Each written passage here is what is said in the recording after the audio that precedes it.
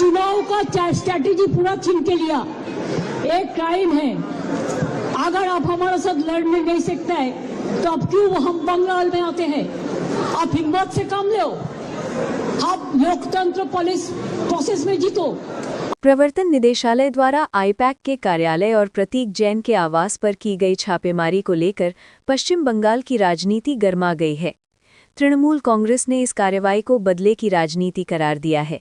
Trinamool supremo और मुख्यमंत्री ममता बनर्जी ने दावा किया है कि चुनावों से पहले केंद्रीय एजेंसियों का इस्तेमाल राजनीतिक दबाव बनाने के लिए किया जा रहा है।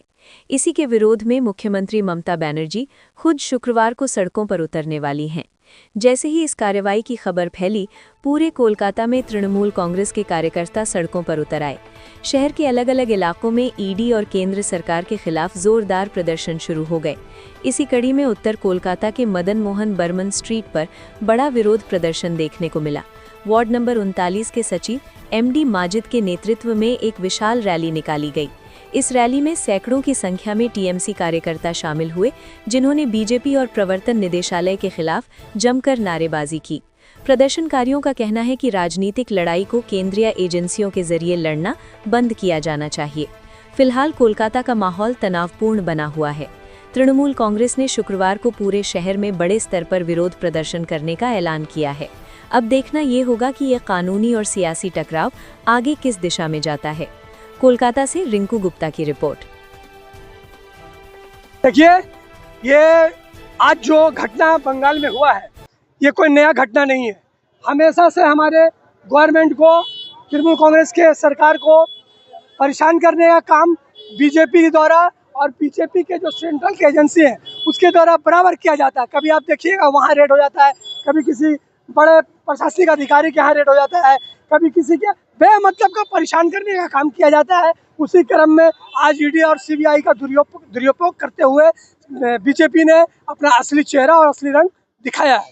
इस तरह का वोट सामने आ रहा है 2026 में विधानसभा निर्वाचन, इसके पहले इस तरह का घटना क्या मायने रखती है?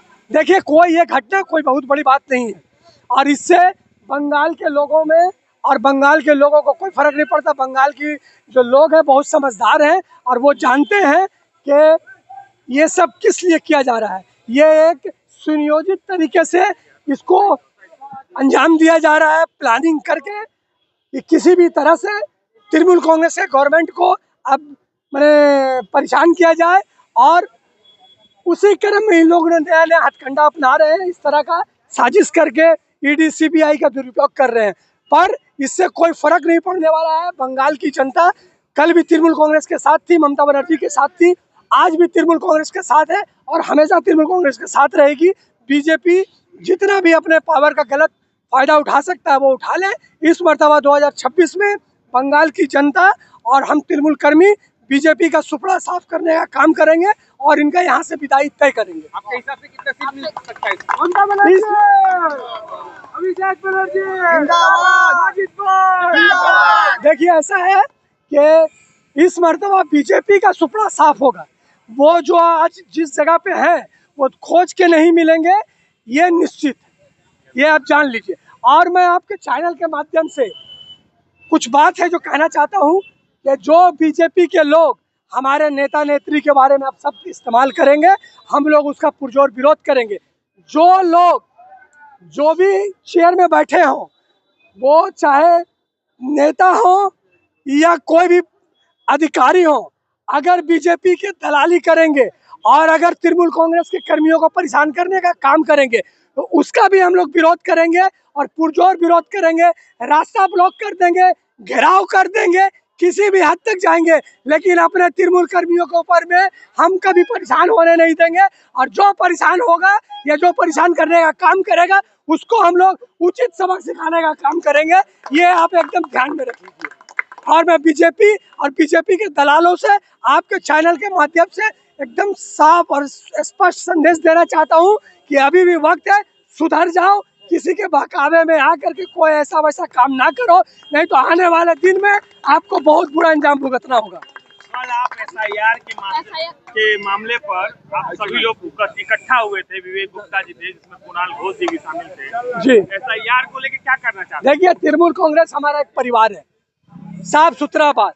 तृणमूल कांग्रेस एक हमारा परिवार है।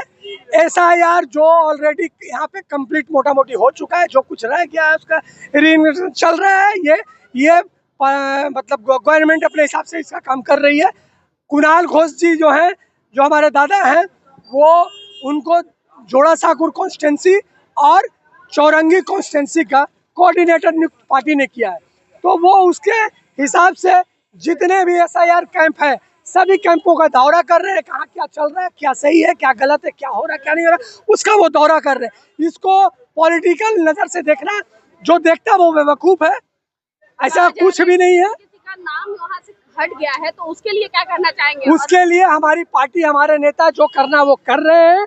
और मैं आपके चैनल के माध्यम से एक बात सुनिश्चित कर देना चाहता हूं कि जो हमारे जिनविन वोटर है, अगर हमारे जिनविन एक भी वोटर का नाम हटाया गया या काटा गया तो हम लोग उसका विरोध करेंगे, रास्ते पे उड़ के पुरजोर विरोध करेंगे।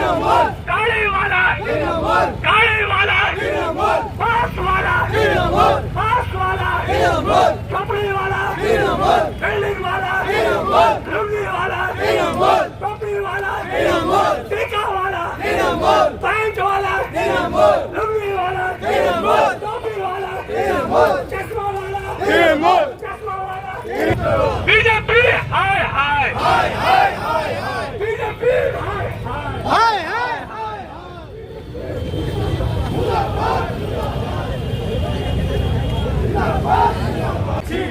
बीजेपी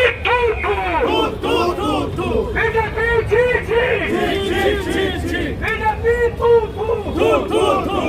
बीजेपी मुर्दाबाद बीजेपी मुर्दाबाद बीजेपी दूर हटो, बीजेपी मुर्दाबाद, बीजेपी